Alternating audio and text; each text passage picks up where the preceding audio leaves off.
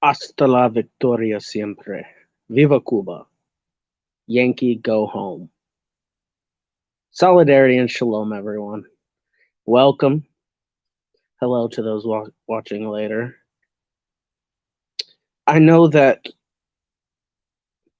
everyone here has heard the news of what is happening to Cuba right now. And that once again, the jewel of the Caribbean, 90 miles off the coast, standing in defiance in the face of the empire as a fortress of sovereignty and self-determination, are once again under attack, are once again under siege. They're under constant siege, but this is an assault. And I've seen a lot of people bring warranted attention to this, and we should all show our solidarity towards the Cuban Revolution.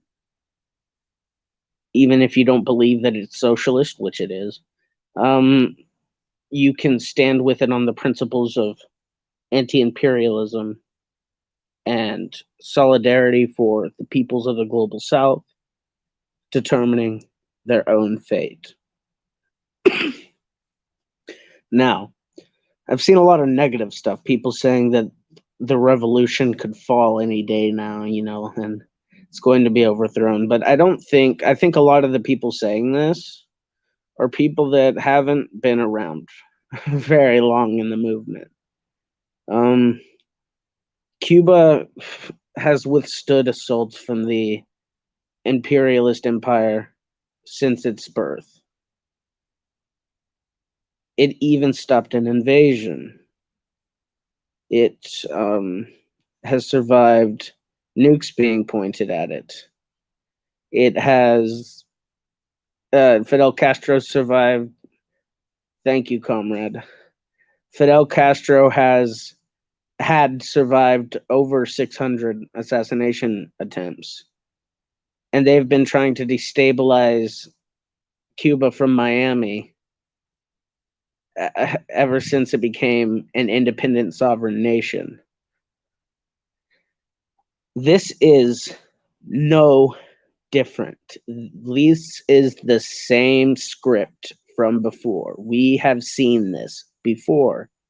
And what have we seen again and again the Cuban government do? Adapt sensibly to the demands of the common people of their country, like they've done recently with these new measures, and have shut out the imperialist narratives. How do you suppose such a small island has 90 miles off the coast of the United States has withstood the empire, even after the fall of the Soviet Union so many years ago now?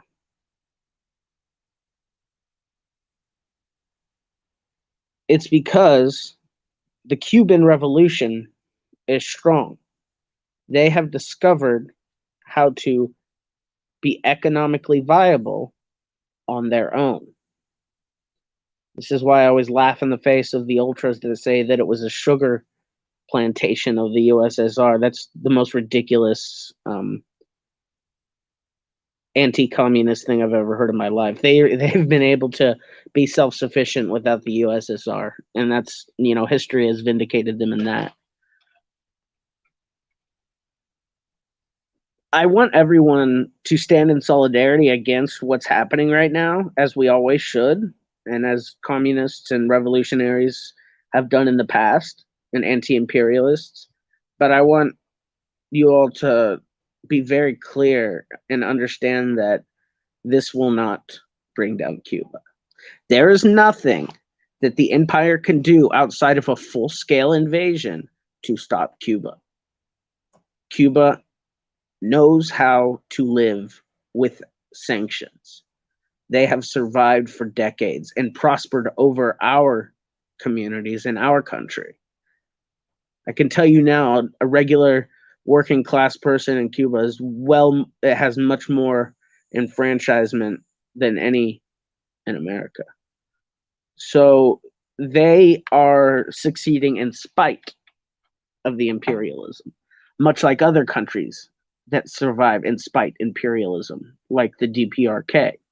Everyone says the DPRK's government is going to get overthrown any day now. And look, they're strong as ever.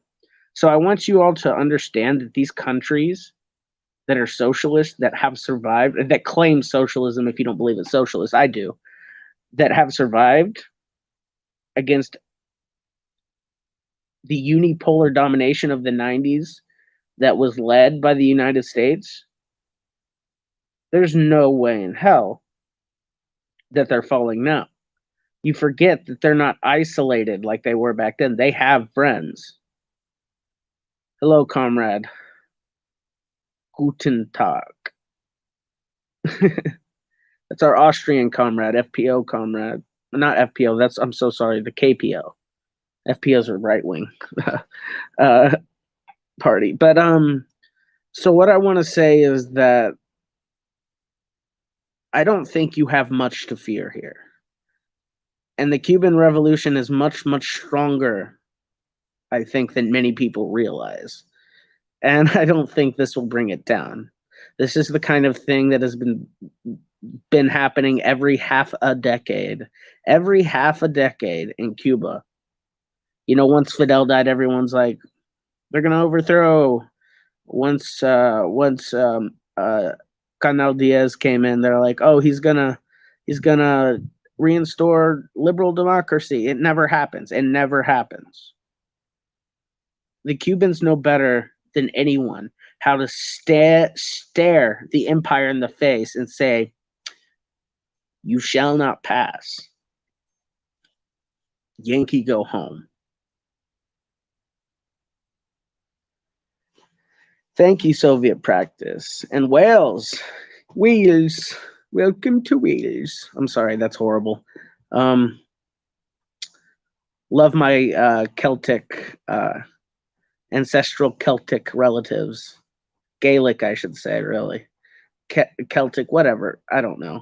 Greetings from Wales. Been looking forward to this all week. Thank you. Yeah. And, I'm doing this because I see a lot of pessimism. I really do. I see a lot of pessimism from comrades thinking that this could be the end for Cuba. I think a lot of that comes from not understanding, they understand the broad history of Cuba, but they don't understand like these past happenings. Like this isn't the first time the San Isidro movement has tried this. This movement that's leading it is funded by the National Endowment of Democracy openly. It's not a secret. Everyone knows that's a Reagan and CIA created thing to fund regime change. It's no secret. Yes, solidarity, comunista. Somos continuidad. That's right. Wow. A tornado hit a nearby town here. Time to cherry pick photos and call for regime change in Canada. Yeah, exactly, Speggy V. This is a tactic as old as the Cold War. It's as old as it's as old as 1946 on. They've been doing this for decades. And since the Cuban Revolution succeeded, they've been doing it to Cuba. And guess what? Cuba spits in their face and says, look, we're here. We're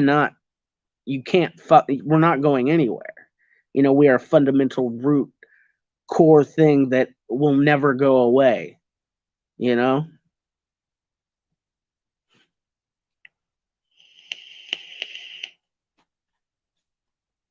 Yeah, that's funny as hell.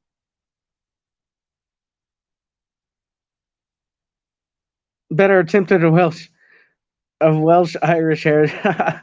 Yeah, it was an attempt.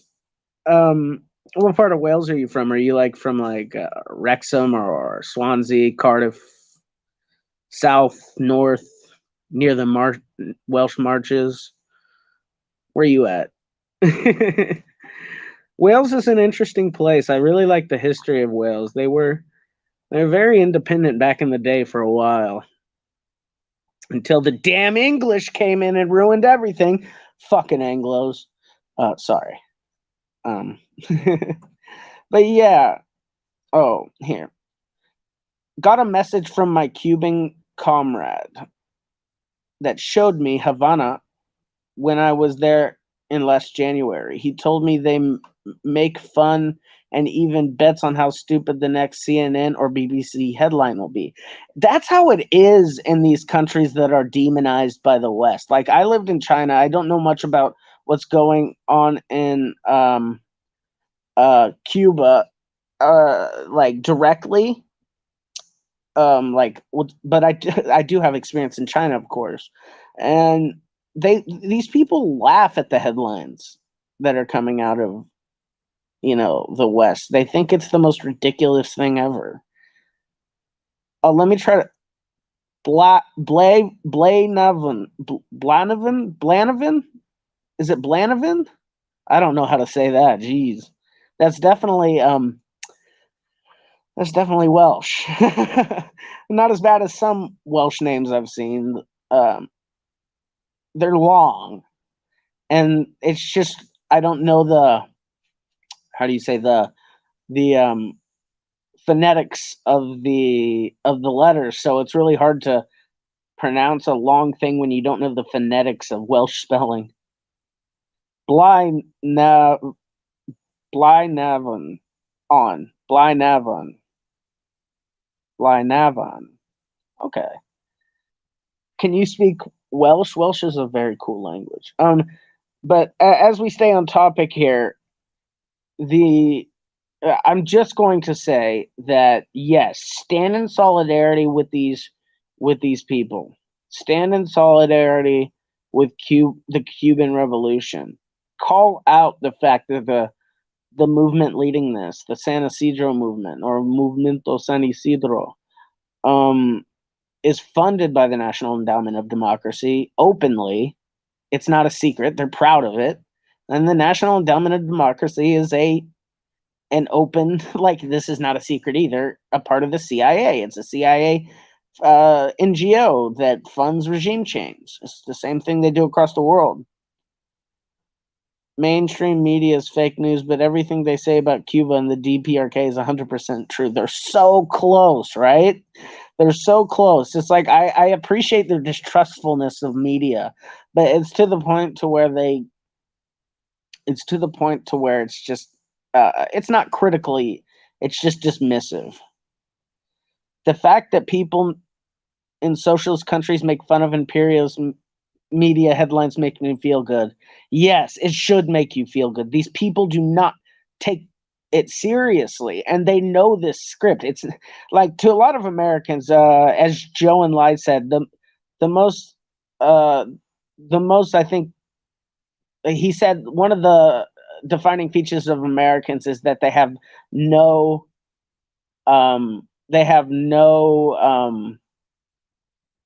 what is it when you remember something? They have no recollection of history, right? Hey, Zidane, here's our Bangladeshi comrade that knows all about being a victim of imperialism. But yeah, Joe and Lai said that Americans have no uh, um, memory of history. They always forget it, and the Cubans and people in these other countries, they remember. This is the same script they've seen again and again. They don't fall for it. They don't fall for that shit. They just don't.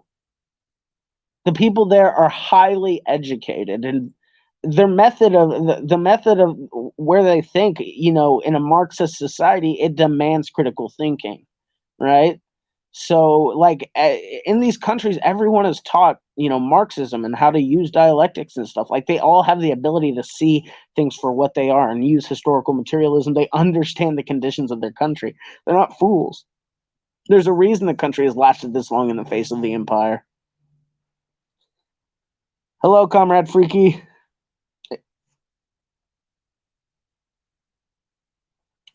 Yeah, did you know all the Nazis um, who died in World War II at the hands of the Red Army are counted in the victims of communism? It's hilarious. If only the libs even showed a fraction of the same sympathy for Indian farmer strike. Literally the largest strike in human history, supported by so much of Indian society and all range of left tendencies and even centrist tendencies. And it's just a large popular movement of a farmer class in India that is still under semi-feudal conditions, of this old landowner semi-feudal aristocracy that still exists in the countryside in India. And it's really, people really need to pay attention to that. It's very important. Like, look up the Indian farmers protest. It's the largest Indian farmer strike. It's the largest strike in human history. It's going on right now, and it's been going on for months and months. I don't think that's just America. Yeah, generally the capitalist West. This is how they think. Yeah, Zidane, that's the guy who joins the other Carl stream. He is a Australian, indigenous Australian communist. If you see it in Australian with that blue flag with the white cross, that's like a symbol of like working class left wing nationalism in Australia. So much for the tolerant left. Fuck.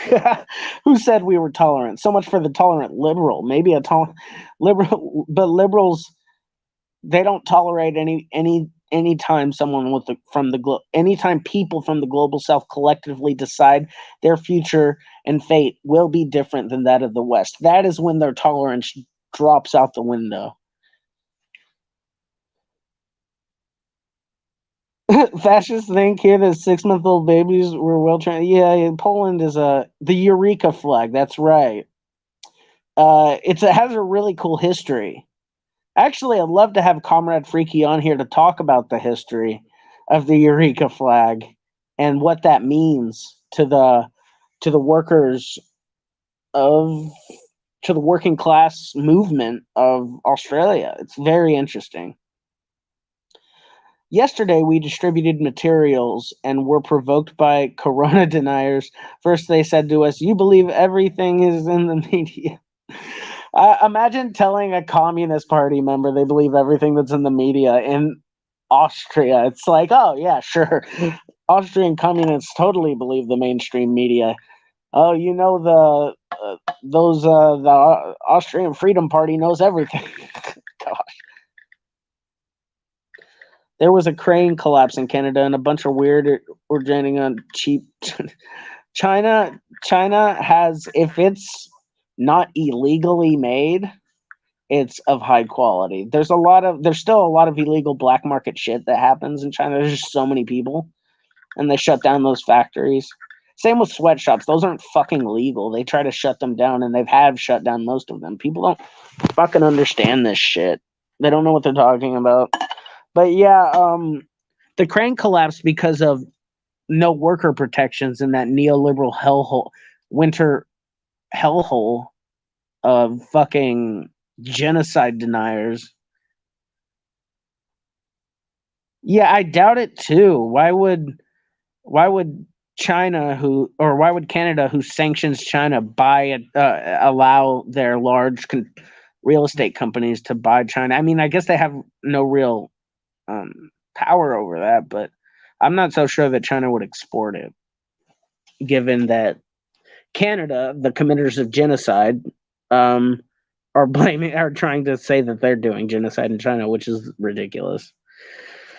It's the same story again and again. We see it with any country that says, you know what, I don't want to go the way of America. Socialist, Marxist, not, even places like Iran that aren't socialist, they just defy America. You can see what the same narratives are all used on all of them. Every fucking 5 years or so in Iran, there's a big movement, popular movement against protests against the evil Ayatollah. No, there's not. No, there's not. Fucking idiots. Oh, jeez. It's ridiculous. And the protests that do happen in these places are usually very localized and done by people who you can directly trace their their finances to things like the National Endowment of Democracy and like liberal think tanks and stuff. I believe Austria has the potential to implement something similar to the Great Man-Made River, like a giant river that could connect Western Australia to Eastern Australia for like a giant man-made public works project that you could like ship stuff down, like make shipping easier and stuff, because that would do wonders, and create so many jobs. Um, Hegel remarks somewhere that all great world historic facts and personages appear, so to speak, twice. He forgot to add the first time as a tragedy, the second time as a farce. I like how Marx takes that old axiom and fucking has to talk about Hegel with it. Iranian activists in Canada are claiming they've experienced attempted kidnappings by Iranian government agents. I'm gonna have to see proof before I believe anything like that. And if the Iranian government doesn't like them, they're probably fucking chuds. In India, approximately 10 farmers commit suicide every day because they can pay back. They can't, I assume you meant to say can't pay back NGO loans. That's disgusting, you know? That's all I have to say. And, why do you think there's the world's largest strike in human history from these farmers? Human history. It's because shit like that. Shit like that is disgusting. It's inhuman. These India is really divided into two strata of society, or two forms of economic dominance. One is like this international imperialist capital that's in league with the government in like the urban areas and some of the rural areas where a lot of these farmer works, and the other is like this old aristocratic feudalistic system that has like support from all these Western companies that want to, have these cash crops grown there. And so they're able to give out these predatory loans and stuff. And look what it's doing. It's disgusting. Turn the desert into agriculture food basket. Absolutely, I think that's possible. Because look what China's doing. They're turning desert into agricultural land.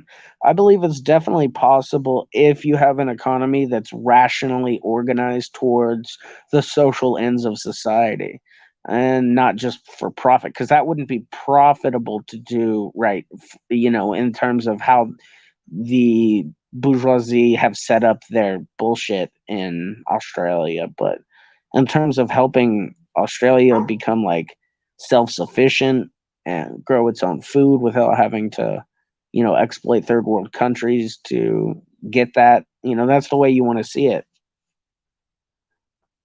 In Toronto, City Council approved the renaming of Dundas Street. Ugh. After a pro-slavery Brit who never even stepped foot in the city. China's doing genocide against deserts. That's one of my favorite memes ever. I've been to these places. I've been to parts of Inner Mongolia where they did this on the Gobi. And it's fucking, you wouldn't even guess. You wouldn't even guess that was once a desert. It's wild. It's wild. They have beautiful parks and shit and farms outside the cities. It's really cool. Because it's up there, it's like steppes and desert, sort of mixed. It's very arid and dry. And then you have this place that's like green as fuck. You're like, how did this happen? It's very cool. Fuck the CCP. What do you think of Baathism? I'm looking into it recently, and it's more progressive than what people may think. I support Baathism. I think Baathism is socialist, personally. The Baathism I'm speaking of is mostly revolving around, the origins of Baathism as, defined by people like Michel Aflaq. But yeah, it's a very progressive uh, thing, a pan-Arab ideology. It's very interesting. And the early stuff is really rooted in Marxism. And it's interesting. Look at Michel Aflaq. And read what he, like the founder of Baathism, people like him have to say. It's very interesting. Very interesting. Because at the time that the Baathists gained power, it was really like the only two forces that were doing any good in the region were the Nasserists around like the Arab Socialist Union parties and the Baathists. And the communists were wrong. They like initially supported the right for Israel to exist and stuff. So this was really the wrong line early on. And so people like the Nasserists and the Baathists were correct. And that's why they gained so much popular support there and won state power. And Australia has the potential to be a nuclear and steel power because the continent is plentiful in mineral resources.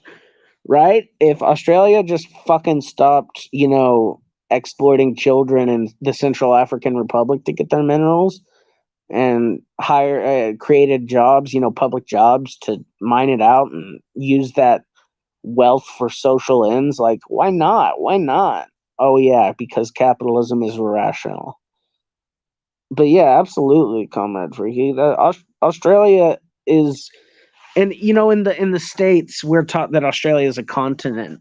Not, I know that's not the same everywhere, but in the States, we see it as a continent, and I think that that's a continent with massive potential and economic growth and human growth. Population growth. If you were able to build a green belt right through the middle of the desert, imagine the population boom, that the self-sufficiency of food and jobs and everything. It would be amazing. It would be turned into a paradise of the Pacific, of the South Pacific, right next to NZ. Have some sort of like confederation, economic cooperation. That would be wild and good, outside of capitalism, of course. Australia recently wants to be friends with Bangladesh. I'm sure it's not for any good reasons. Does Gina Reinhardt still control the mining industry? I don't know who that is, but it sounds like a white Australian who had massive control over things that belong to the Australian people. Shit. This is imperialism and colonialism manifest, stripping resources, misusing stolen land, It's like people like Comrade Freaku is like, well, if y'all are gonna come and live here with us, then fucking let's do something productive together, It's the kind of attitude these people have. It's like, what the fuck? You don't have to fuck everything up. We can actually build something great together. And Australia is has very unique material conditions like the United States when it comes to this stuff. And it's something that's going to have to be solved at the behest of the indigenous people. So, it's going to be interesting to see how the fate of Australia turns out. We can only guess, but it has the potential, as Comrade Freaky is saying. It definitely does. I think every region in the world really has massive potential. We're at a stage in technology and advancement where we could turn almost any piece of land into something productive, and it's just the irrationality of capitalist production that fucks everything up. Pay workers $2 a day. What a fucking horrible person. The two big players of Australian mining is the BHP Billiton and Rio Tinto are both British mining companies. Of course. Of course, the colonial masters have returned for what they feel they are owed. Oh, those fucking pricks. It's like most of the people they dropped off in Australia in the first place were rejects. And they definitely didn't give a fuck about the indigenous people there. It's like, oh, now we're worth something that you figured out you can fucking make a dime off of us. Fuck that. Hate that shit.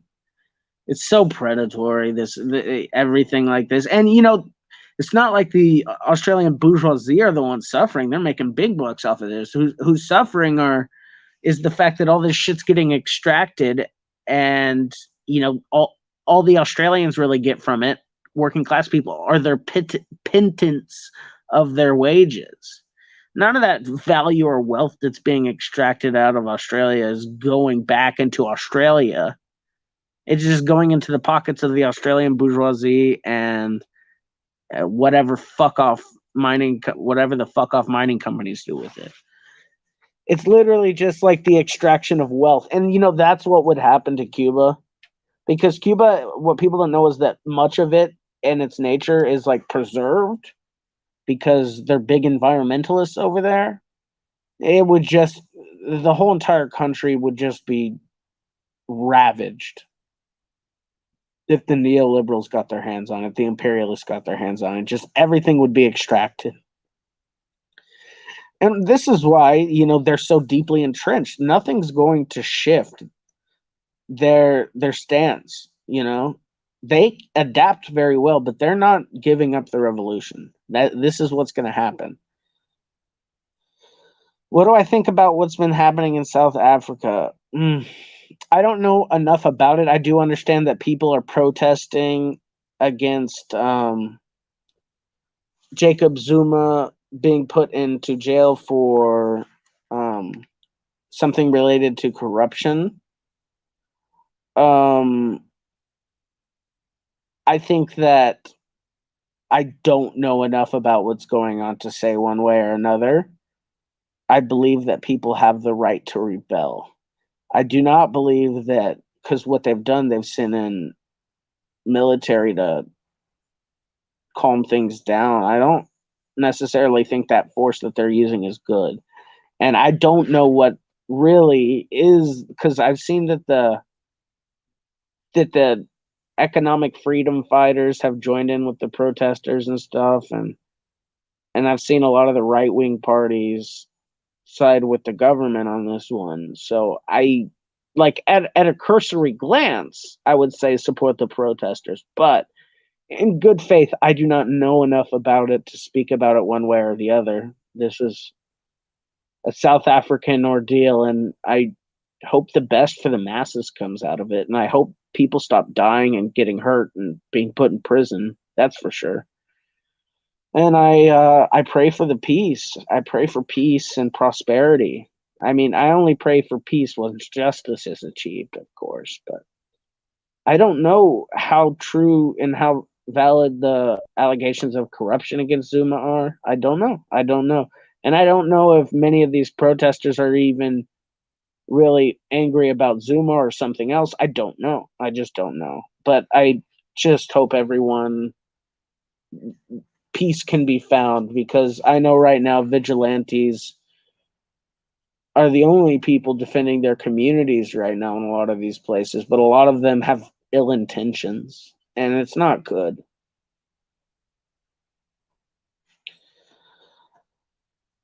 And classically, South Africa, even to this day, South Africa is a great friend to Cuba, always has been, ever since the Mandela days, because, as Mandela said, they're one of the few countries that gave us any real tangible help in our war, in our armed struggle. They gave us weapons, advisors, money. Cuba has been so strong at defending their revolution, they've been able to help export the revolution, send troops to other places. They don't do so today, but they still send doctors out everywhere. Cuba will not fall. That's what I'm going to tell you. I'm going to finish this off now. The Cuban Revolution is strong. And this is not anything new. This is something they've dealt with every 5 or so years since they've gained their national liberation. Cuba's not going anywhere. They're going to stay as a fortress of justice, 90 miles off the coast of the largest empire to ever exist. And they will come through this, and they will continue to prosper. And what won't happen is that the United States won't continue to prosper. We are decaying. We are decaying. And I tell you now, the Republic of Cuba will outlast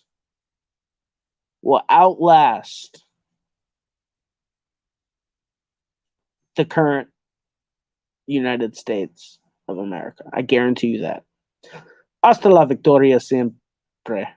Patria o muerte. Socialismo o muerte. Viva Cuba. Solidarity, comrades.